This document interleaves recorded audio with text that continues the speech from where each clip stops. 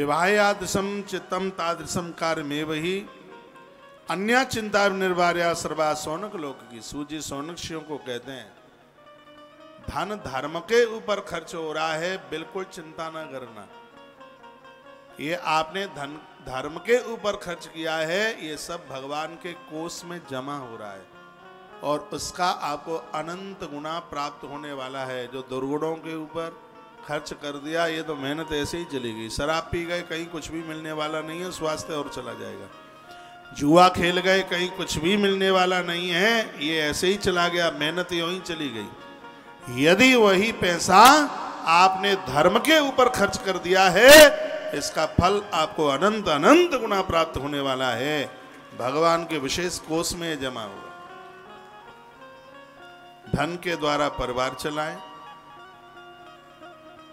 धन के द्वारा परिवार चलाएं और इसमें से जो बचता है उसका कुछ अंश धार्मिक कार्यों के ऊपर खर्च कर दें। यही मिलने वाला है आगे। जितने भी वृद्ध जन हमें आप सुन पाते हैं, बच्चों को आपने बहुत कुछ दिया है, इतना दिया है कि बच्चे हमेशा हमेशा के लिए आपके ऋणी हो गए। इस ऋण से कहां मुक्त हो पाएंगे। अब अपने जीवन का कुछ ख्याल कीजिए। सोमवती, अमावस्या, पूर्णिमा, एकादशी, द्वादशी, सब इसको अपने ईश्वर से जोड़ दीजिएगा। अब बचा खुचा जो जीवन है ये भगवान के साथ जुड़ करके निकल जाएगा, तो इस लोक और परलोक में कल्याण हो जाएगा। भगवान से जुड़ जाइएगा। वर्णन किया गया उदमुखो भवेद वक्ता श्रोता प्राग वदनस, तथा नियमों का वर्णन किया गया। वक्ता के ठीक सामने बैठ करके कथा सुनी जाए। बालो युवांत वृद्धो वा दरिद्रोपी दुर्बल। कथा कहने वाला बच्चा है, युवा है, बूढ़ा है, दरिद्र है, कमजोर है। पुराणज्ञ सदा बंधा पूज्यश्च सुकृतार्थ। जो पुराणज्ञ, पुराणज्ञ उसे कहते हैं जो संपूर्ण पुराणों की कथा कहता है। पुराणज्ञ जो पुराण की आज्ञा का पालन करता है उसको पुराणज्ञ कहते हैं। संपूर्ण पुराणों की कथा का वाचन करता है और पुराणों की आज्ञा का स्वयं में पालन करता है। और तीसरी बात है, सकल समाज से पुराण की जो आज्ञा है उसका पालन करवाता है, उसको पुराणज्ञ कहते हैं। वक्ता का यह धर्म है कि ग्रंथ में, पुराण में जो बातें कही गई हैं, समाज से उसका पालन करवाए। इसलिए तो बार बार मैं अपने धर्म का निर्वहन करता हूं और आपसे कहता रहता हूं, भैया ये कर लो, ये कर लो, ये कर लो। सब ग्रंथ पुराण वेद शास्त्रों की बात है, वही बातें मैं आपके बीच में रखता रहता हूं। तो वर्णन किया गया है, कहा गया है कि ऐसा पुराणज्ञ बालो युवात वृद्धो वा दरिद्रो वा दुर्बल पुराणज्ञ सदा बंदा पूज्य सुकृतार्थ। पुराणज्ञ सदैव सदैव पूजा के लायक होता है। नीच बुद्धिम न कुर्वीता पुराणज्ञ कदाचन। पुराण की कथा कहने वाले के प्रति नीच बुद्धि मत रखिए। क्यों? यस वक्त्रोद्गता वाणी कामधेनु शरीर नाम।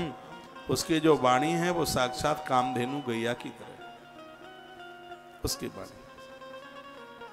गुरवत संत वह वो, भले ही उससे आपने दीक्षा नहीं ली है, गुरवत संत वह वो, उस महापुरुष को गुरु की तरह समझिए। जन्म तो गुणतश्चैव। क्या कह दिया है? परो गुरु। जन्म से ही ब्राह्मण तो गुरु ही होता है। परो गुरु पुराणज्ञ तेषां मध्य विशेषता। धरती पर बहुत गुरु हैं। कहीं ये बात आप ये ना सोच लेना कि महाराज ने सब कथा कही है इसलिए बोल रहे हैं, नहीं, कभी नहीं। इसमें लिखा है कि विशिष्ट गुरु, उसको कहा गया है तत्वज्ञानी है, वेदांती है, पुराणज्ञ है, उसको विशेष गुरु के रूप में जाना जाता है। पुराणज्ञ तेषाम, लिखा है पुराणज्ञ परो गुरु, वह पुराणज्ञ तेषाम। जो पुराण की कथा विशेष है वो पुराणज्ञ सुचिर दक्षा शांतो वेत मस्तरा साधु कांडवान वांगी बदित पुण्य कथा में। ऐसा वक्ता आसूर्योदमारभ्य, जो भोर में प्रातः जल्दी जागता है और जल्दी स्नान करता है और सब पुराण से वाचा सम्यक सुधीमता, अपने पूजा पाठ से निवृत्त होकर के, लिखा है वाचा सम्यक सुधीमता, बड़े धैर्य पूर्वक भगवान की कथा का गायन करता है। ऐसे वक्ता को कभी तिरस्कार मत करना, उसको वंदन करना, उसको प्रणाम करना। उसकी वाणी को कामधेनु कहा गया। लिखा ये धूर्ता च दुर्वृत्ता ये चान्ये विजगी सब तेसाम कुटलवृत्ति नाम अग्ने वदेत कथाम। ऐसे लोग जो ऐसे वक्ता का अपमान करते हैं उनकी दुर्गति हो जाती है। न दुर्जन समाकीड़े न दस्मावृते देशे न धूर्त सदने वदते पुण्य कथा में। जो धूर्त दुराचारी तथा दूसरों को जीतने की इच्छा करने वाले ऐसे कुटिल लोगों के सामने शिव महापुराण जैसी कथा का वाचन शराबी जुआरियों के बीच में नहीं करना चाहिए। जहाँ केवल दुर्जन रहते हैं, चोरों का निवास होता है, ऐसी जगह पर शिव महापुराण जैसी पवित्र कथा का गायन न किया जाए। यह कथा उन लोगों के लिए जो अपने अपराध का प्रायश्चित करने के लिए आए।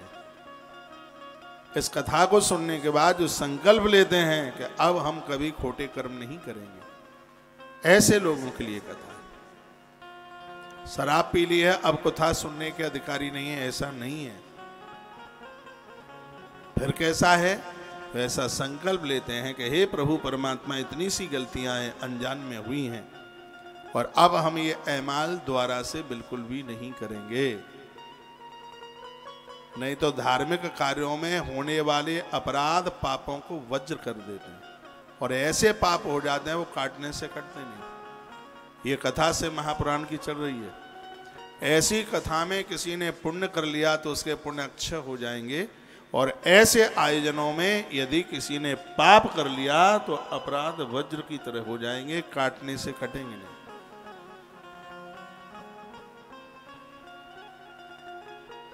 कटेंगे नहीं कैसे भी।